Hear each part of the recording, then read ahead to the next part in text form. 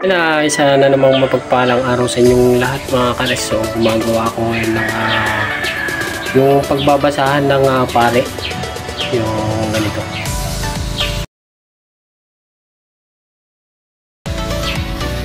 So bihira lang yung Pilipinong gumagawa rin ito mga kares. So hindi ko lang alam, baka hindi ko sila ma-research.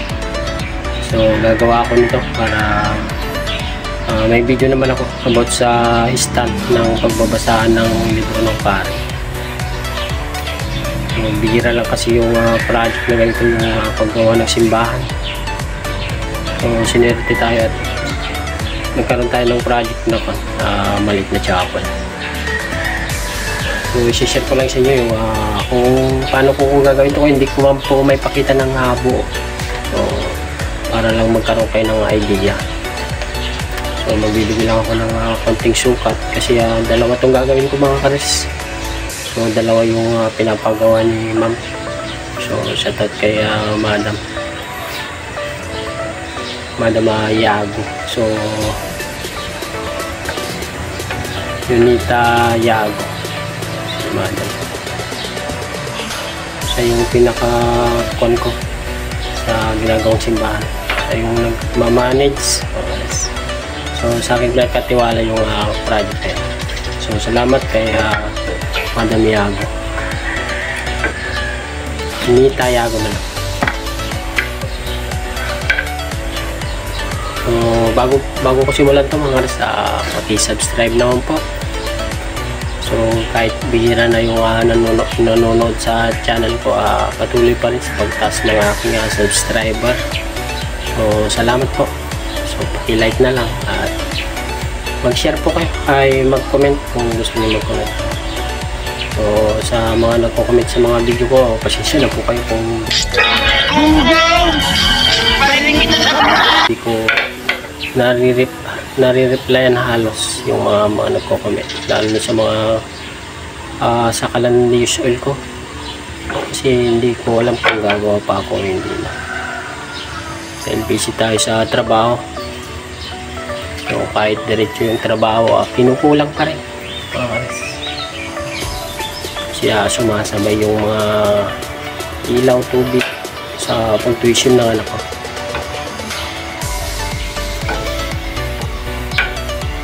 So kay mama, di na ako nakakapag-chat kay mami dyan. So hindi naman siya busy. So hindi ko lang alam kung sasabihin ko kay ate.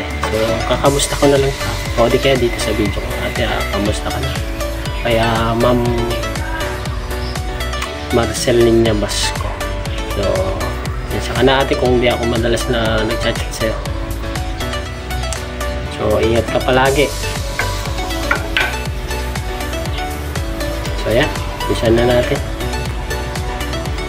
Gumawa na ako ng pinakasapag nakapaa niya. Yung dalawa. So 2x4 yung pinaka-stand ko para hindi naman siya masyadong, pwede naman na 2x2 lang. Kasi sa pinakita sa akin ni mama 2x2. Dahil 2x3 itong nabili ko, ito na yung ilalagay ko. So yung sukat na binigay ni mama 1 meter.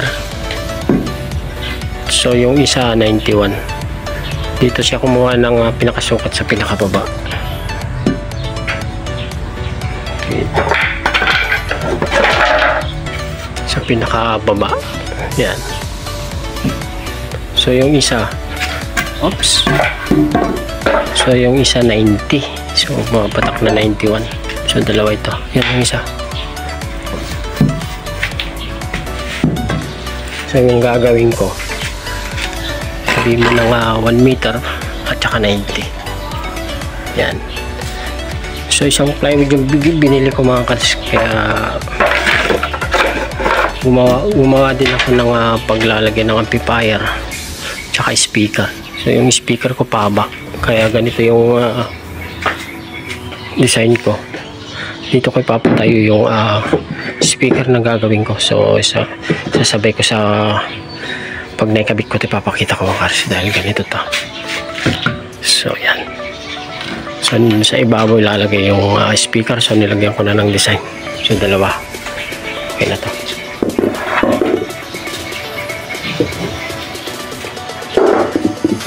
So tingnan natin yung pasilip ko na lang to para magkaroon kayo ng idea yung aking paglalagay ng amplifier. So yung amplifier niya mga kares dito. Yan. So sa dahil mixer yung ilalagay. So yan. O ganda nyo. Yan.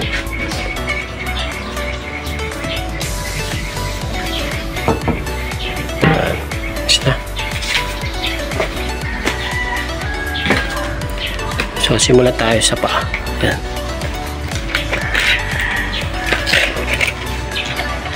So yung dalawang ganito yung ginawa ko mga kares.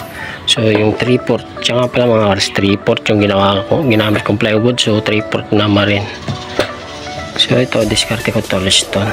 Yan, stone. Tapos pinagpatong ko yung dalawang 3/4. Yan. So yung sukat nitong pa, pinaka-stand ng pa ako mga kares. Excuse me po.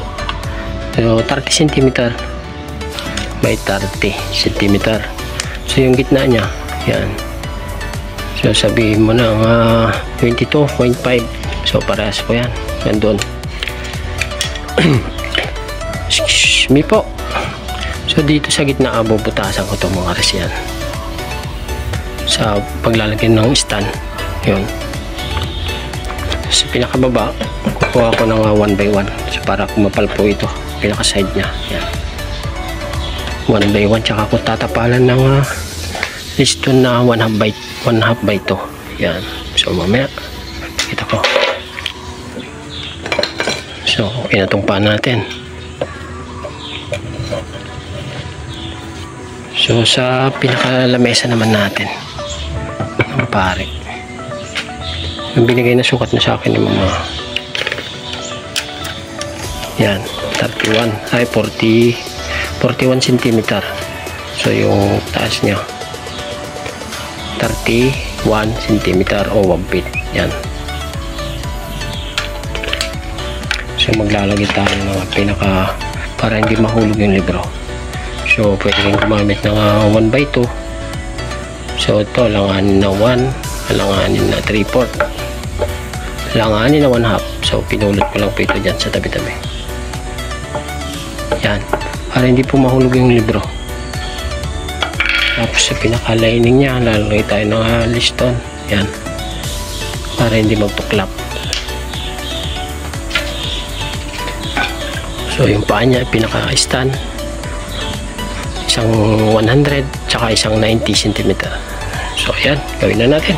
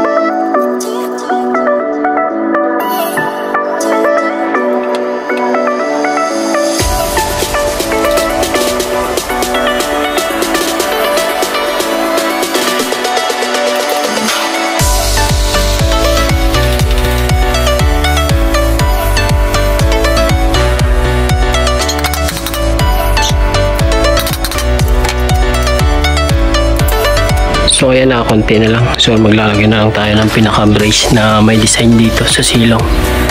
So sa baba okay na.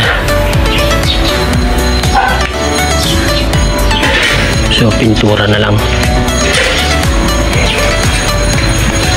So pag nagawa ko yung pinaka brace niyan dito sa silong, ay pipix na natin siya.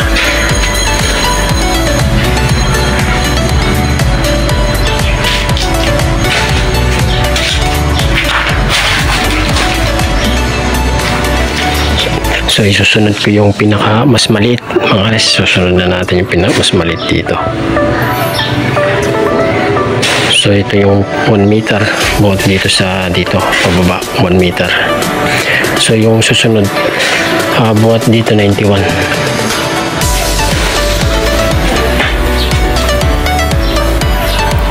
So pag napinturahan to, ang ganda na nito mga guys. So madaming design. So ayan, gawin ko yung brush nito.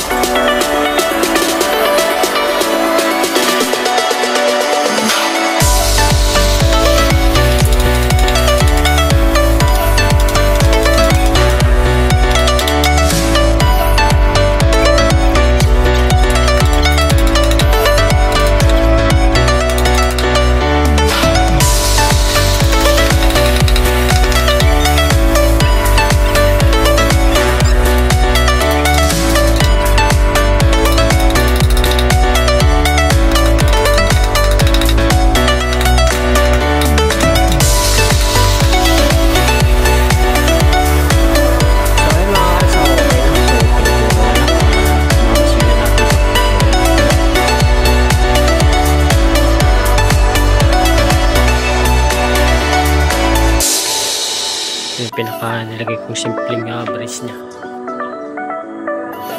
So masilya na lang natin to para hindi mapansin itong mga dugtungan. So dito masilya natin. Pero napakaganda dito pag napintura na. Ayan. Next na gagawin natin, nakapintura na